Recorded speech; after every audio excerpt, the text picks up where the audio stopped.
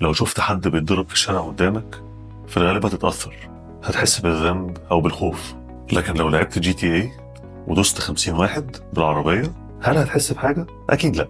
والسبب في ده حاجة اسمها إلغاء المسؤولية الأخلاقية أو المورال ديسنجيجمنت. ودي نظرية للعالم النفسي ألبرت باندورا، بيقول فيها إن الإنسان لما بيحس إن الفعل أو إن الضحية ما هياش شخص حقيقي، ضميره بيقف وبيبقى العنف بالنسبة له ساعتها متعة مش جريمة.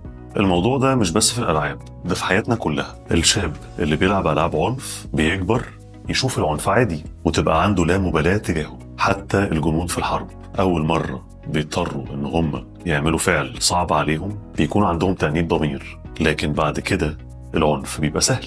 وده يمكن يفسر ليه في ناس بتدفع آلاف الدولارات علشان يتفرجوا على عنف حقيقي على الديب ويب، أو ليه بعض الشباب ممكن يشاركوا في عنف جماهيري وهم مش حاسين خالص إن هم بيعملوا أي حاجة غلط. ليه عنف خارج الملعب؟ إدمان ألعاب الفيديو. ليه إحنا بنتفرج على الدم؟ زمان قوي كان العنف اتنين يقعدوا يخبطوا في بعض في مسرح كبير قوي بيساع 250 ألف متفرج. ده كان أيام الرومان في الكوليسيوم، زي فيلم جلاديتر كده اللي كان عامله راسل كرو. ودلوقتي بقى موجود على الشاشات وفي ألعاب الفيديو كمان وعلى الديب ويب وفي كل مكان حوالينا تقريبا بقى في عنف. الفرق الوحيد إن التكنولوجيا غيرت شكل العنف ده، لكن الإنسان نفسه ما اتغيرش. إحنا كبشر عندنا شغف للعنف، سواء في الكورة أو في أي ألعاب تانية أو حتى في الأفلام. لكن المشكلة مش العنف نفسه، المشكلة إحنا بنتعامل معاه إزاي. زي اللي حصلت في كارثة هيسل سنة 1985 لما مشجعي ليفربول ويوفنتوس اتخانقوا قبل نهاية دوري الأبطال، وراح بسبب الموضوع ده 39 واحد ضحايا. في 2012 في ماتش الأهلي والزمالك واللي كان يعتبر مأساة، راح ضحيتها 74 من المتفرجين وأكتر من 500 اتصابوا. مش مهم مين اللي بدأ بالعنف ومش مهم مين اللي غلطان، اللي حصل في الآخر كارثة. الرسالة واضحة، العنف جزء من الرياضة سواء جوه الملعب أو بره الملعب. بس ليه شغف الجمهور بالرياضة يتحول لعنف؟ وليه بعض المشجعين يفقدوا السيطرة لدرجة القتل؟ خلينا نفهم مع بعض دلوقتي سبب العنف الجماهيري. ليه الألتراس بيتخانقوا مع بعض وإزاي ده مرتبط بالفيديو جيمز اللي بتخلق جيل جديد من المتابعين للعنف في الرياضة أو ورا شاشة؟ ليه الكورة بقت حرب؟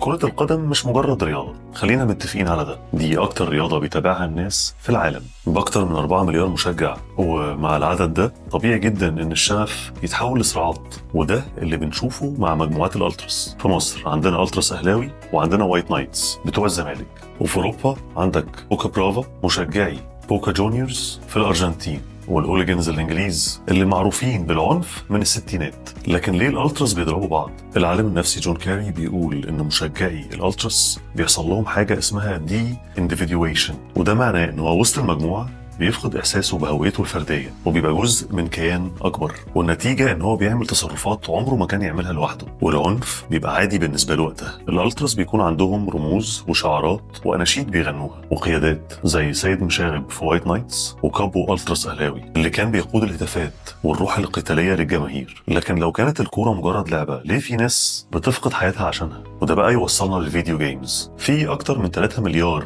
انسان بيلعبوا فيديو جيمز حوالين العالم. الصناعة دي قيمتها أكتر من 200 مليار دولار. دي مجموع ميزانيات دول مع بعض. بس هي الألعاب دي بريئة ولا ليها تأثير علينا؟ في دراسة اتعملت سنة 2010 أثبتت إن اللي بيلعبوا الفيديو جيمز دي بتزيد عندهم الميول العدوانية، خصوصا عند الأطفال والمراهقين اللي بيلعبوا ألعاب زي GTA، Call of Duty، PUBG أو Mortal Kombat. كلهم بيتعلموا العنف كمصدر للقوة والمتعة. لكن الأخطر من كده بقى هو الإدمان. في سنة 2018 منظمة الصحة العالمية صنفت إدمان الفيديو جيمز كاضطراب نفسي حقيقي، وده معناه إن في ناس مش بس بتلعب لكن حياتهم كلها بتدور حوالين اللعبة. ولو حاولت تاخد منهم الجيم كونسول اللي بيلعبوا عليها زي البلاي ستيشن، ممكن واحتمال كبير يتصرفوا بعدوانية. وده مش بس كلام نظري. في دراسة لدكتور دوغلاس جنتل إن 9% من الجيمرز عندهم أعراض إدمان حقيقي زي القلق والعزلة الاجتماعية وعنف مفرط لما بيتحرموا من الألعاب بتاعتهم.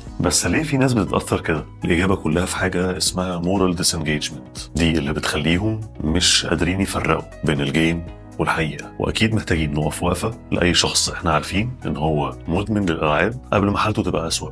الكوليسيوم وملاعب الكورة وحلبات المصارعة اللي كلها أحجامها ضخمة ومعمولة علشان تشيل أعداد مهولة من المشجعين، كلها وبلا استثناء اتبنت علشان تفرغ طاقة اتفهم من زمان قوي أهمية تفريغها في أماكن محددة، مش في الشوارع والمدارس. وإحنا مش هنا عشان نفتح النار على الفيديو جيمز أو كرة القدم أو أي لعبة شعبية تانية، بس إحنا قدام مشكلة حقيقية وواضحة، هي العنف بين الطلاب واللي بيزيد، ومش بس بين الأولاد، بين البنات كمان، زي كذا حادث مدرسي في الفترة الأخيرة. محتاجين نواجه المشاكل الحقيقية اللي بتخلي العنف عادي. مهم قوي إن إحنا ما نشوفش العنف عادي حتى لو جوه بعضنا حب العنف، علشان الطبيعي العنف جوانا يكون مرفوض. احنا عشنا مدركين ان العنف موجود، بس مش مقبول ولا دينيا ولا مجتمعيا، والهدف الاساسي هو ان احنا ناخد بالنا من ان فعلا بقى عندنا مشكلة مع العنف. وفي رأي حضراتكم تفتكروا ايه الطرق اللي ممكن نتعامل بيها مع العنف اللي بيزيد عند الاطفال وعند الكبار كمان في بعض الحالات؟ حضراتكم تفتكروا ان العاب الجيم هي السبب؟ وهل ممارسة الرياضة ممكن تكون فعلا حل؟ ولو عندك رأي او تجربة تحب تشاركنا بيها ليها علاقة بالعنف في الالعاب، يا ريت تشاركنا بيها. اشوفكم على خير، شكرا.